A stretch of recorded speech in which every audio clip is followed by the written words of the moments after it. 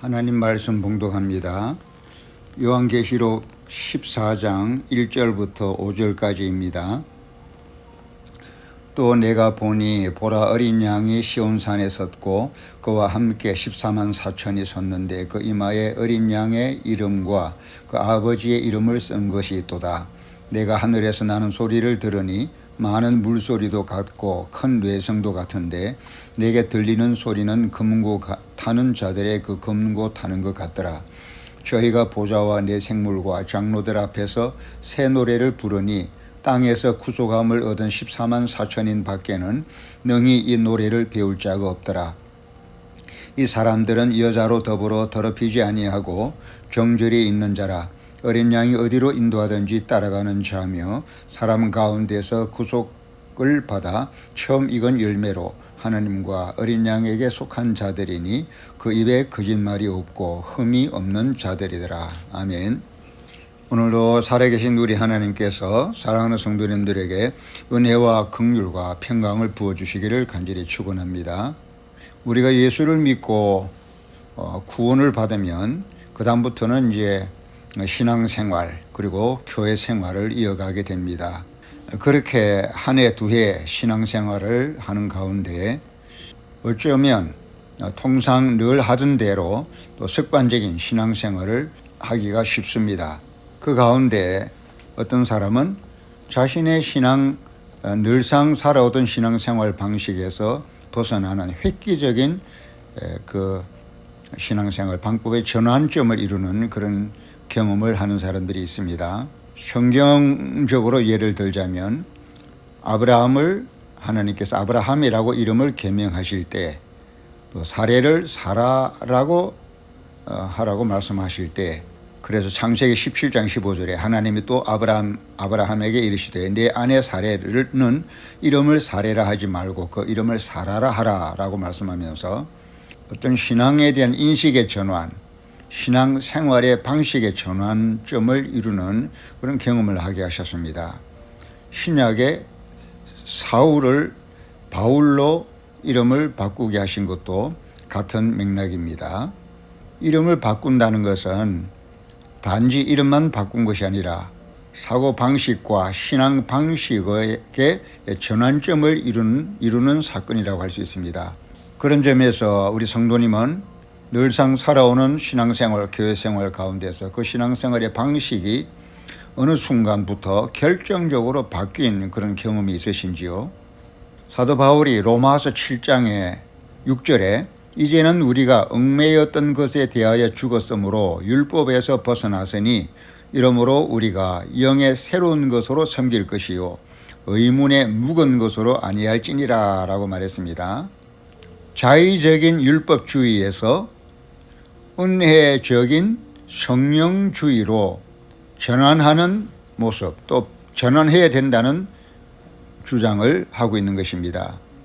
이제는 우리가 얽매였던 것에 대하여 죽었으므로 율법에서 벗어났으니 지난날에 율법에 갇혀있던 율법주의에 갇혀있던 행태에서 벗어나서 이제는 새로운 것으로 섬기는 의문에 묵은 것이 아닌 새로운 것으로 영적인 것으로 섬기는 새로운 신앙의 방식을 이렇게 전환하게 된 것입니다.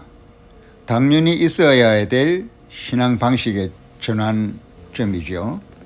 오늘 우리들도 예수 믿고 구원받은 이후 신앙생활, 믿음생활, 또 교회생활을 하는 가운데 어떤 자의적인 능동주의에서 은혜적인 수종주의, 내가 스스로 능동적으로 선택하고 행동하는 것보다 하나님 은혜에 의지하여 하나님께 이끌림을 받는, 성령님께 이끌림을 받는 이런 수동태의 삶을 사는 것으로의 전환점이 필요한 것입니다. 우리가 믿음이라고 할 때에 응답받는 믿음에 있어서는 능동적인 자세를 취합니다마는 그래서 히브리서 11장 6절에 있는 말씀처럼 하나님께 나아가는 자는 반드시 그가 살아계신 것과 그가 자기를 찾는 자들에게 상 주시는 이심을 믿어야 할지니라 라고 말하며 능동적이고 전향적인 믿음을 요구하고 있습니다.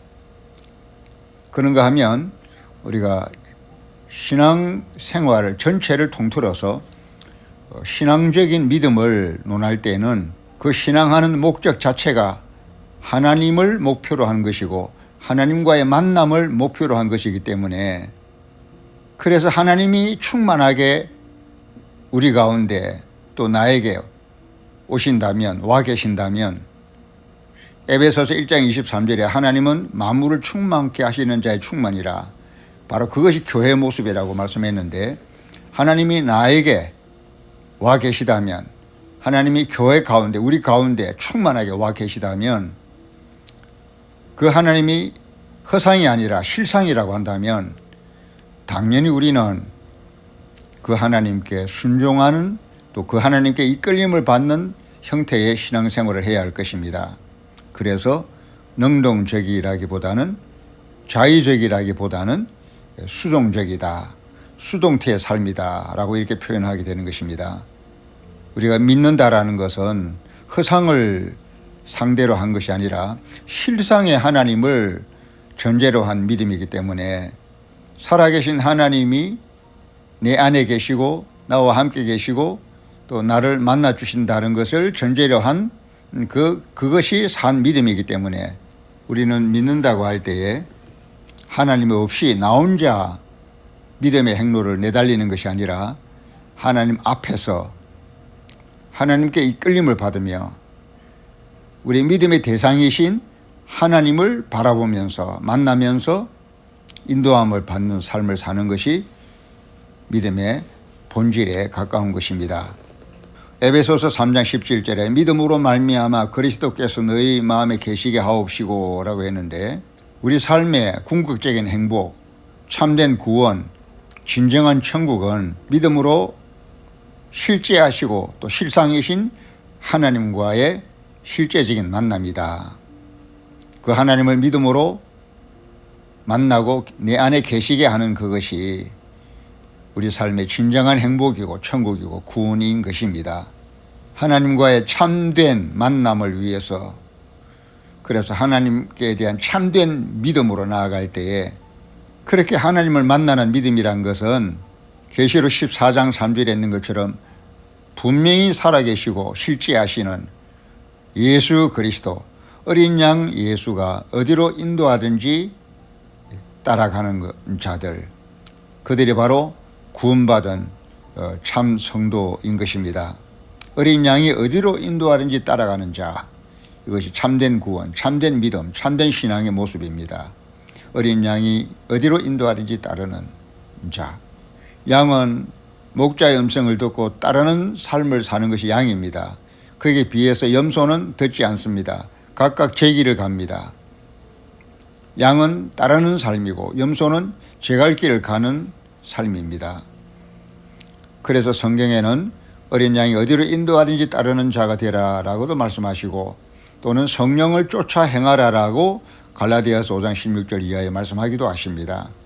나 혼자서 마냥 신앙생활하는 것이 아니라 나 혼자서 습관적으로 기분 내키는 대로 되는 대로 믿음 생활, 신앙생활 하는 것이 아니라 성령을 쫓아 행하는 것입니다.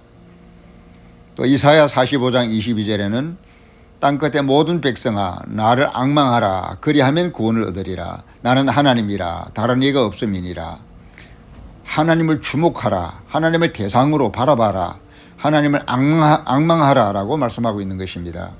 대상 없이 나 홀로 일방적으로 내달리는 믿음 생활이 아니라 하나님을 목격하고 하나님을 인식하고 그 하나님을 대상으로 내 앞에 모시고 그를 바라보면서 마주하면서 매 순간 그분과 소통하면서 그분의 인도함을 받는 생활, 이것이 진정한 신앙이라는 것입니다.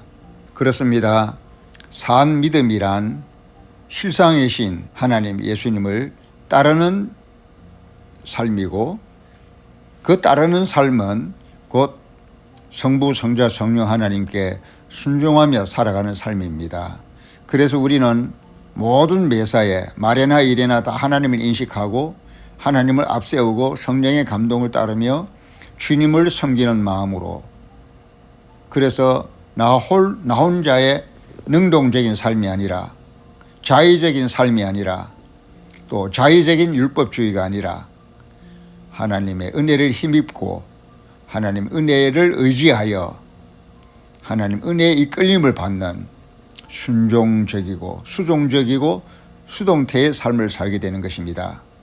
그래서 로마서 7장에 자의적인 율법주의는 선량한 양심을 가졌음에도 불구하고 그 율법을 다 지킬 수 없는 죄인의 꼬리표가 따르는 것입니다.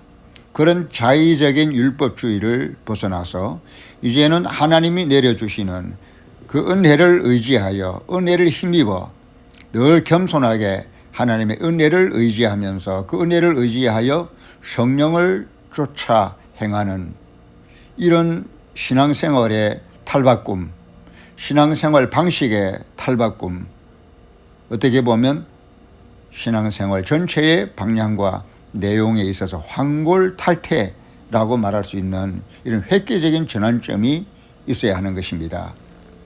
이것이 이루어지지 않는다면 우리 역시도 자의적인 율법주의 또는 바리새인과 같은 그 자리에서 벗어나지 못할 것입니다.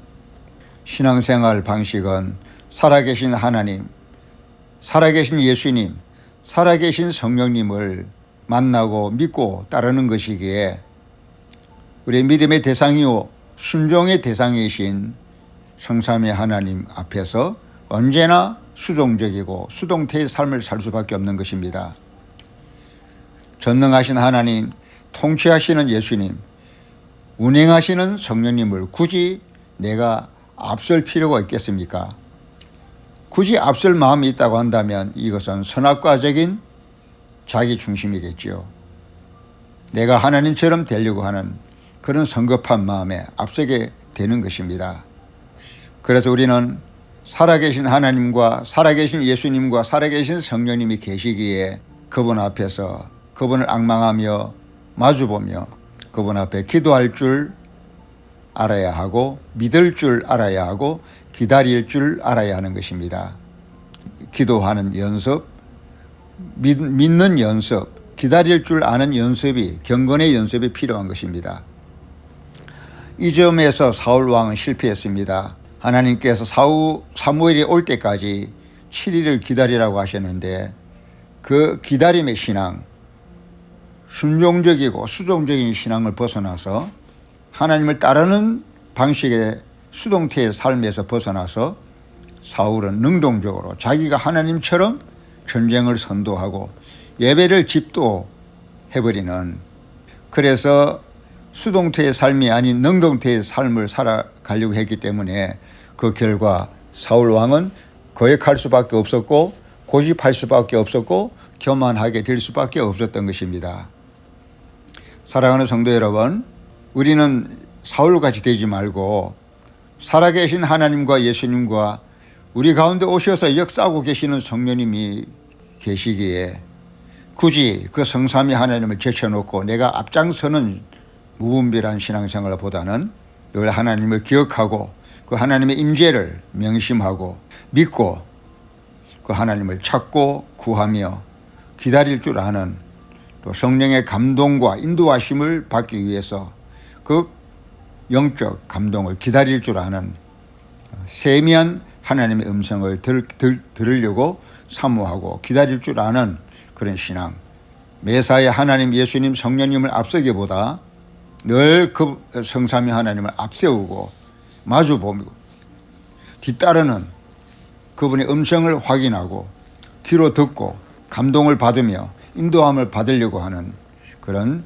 수동태의 삶을 살게 될 때 우리는 완전한 구원의 길을 갈 수가 있고 기필코 승리하는 삶을 살 수가 있으며 마침내 온전한 구원을 이루는 신앙생활, 교회생활, 일상생활이 될 수 있을 것입니다.